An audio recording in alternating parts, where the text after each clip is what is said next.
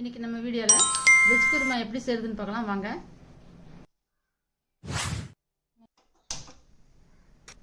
ஒரு பாத்திரத்தில் 50 மில்லி எண்ணெய் ஊற்றிக்கிடலாம்.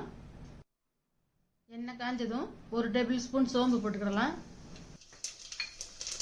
சோம்பு பொரிஞ்சதும் 2 பிரிஞ்சி இலை, 2 பட்டை, லவங்கம் எல்லாம் போட்டு 1 நிமிஷம் வதக்கிடலாம். 2 நிமிஷம் வதங்கின பிறகு 100 கிராம் வெங்காயத்தை பொடிசாக கட் பண்ணி சேர்த்துக்கலாம். சேர்த்துக்கிட்ட வெங்காயத்தை 2-3 நிமிஷம் நல்லா வதக்கிடலாம். வெங்காயம் நல்லா வதங்கின பிறகு 2 டேபிள் ஸ்பூன் இஞ்சி பூண்டு பேஸ்ட் சேர்த்துக்குவோம்.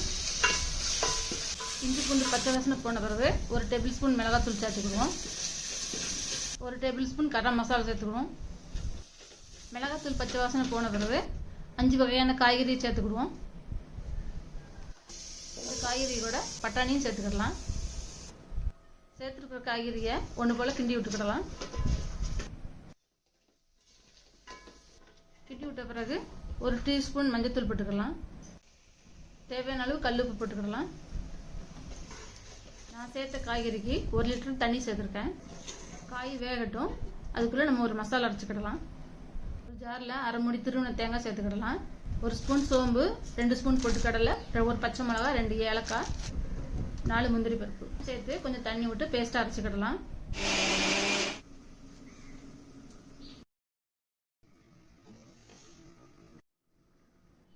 பத்து நிமிஷம் ஆயிடுச்சு. காய் வெந்துருச்சான்னு பார்க்கலாம்.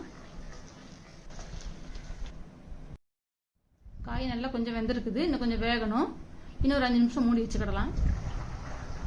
காய் நல்லா ஒன்று போல வெந்துருச்சு. இப்போ அரைச்சி வச்ச தேங்காய் பேஸ்ட்டை சேர்த்துக்கிடுவோம்.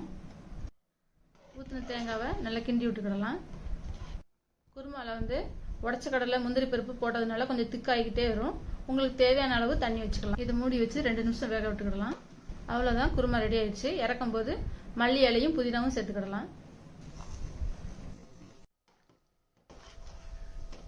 நம்ம செஞ்ச குருமா எந்த ஒரு டிஃபனோட சேர்த்து சாப்பிட்டாலும் நல்லா இருக்கும். இன்னைக்கு நம்ம சப்பாத்தியோட சேர்ந்து சாப்பிட போகிறோம். சப்பாத்தி மட்டும் இல்லை, பரோட்டாக்கு பூரிக்கெல்லாம் இது இன்னும் சூப்பராக இருக்கும். இந்த குருமாவை நீங்களும் ட்ரை பண்ணி பார்த்துட்டு கமெண்ட் பண்ணுங்கள், லைக் பண்ணுங்கள், ஷேர் பண்ணுங்கள்.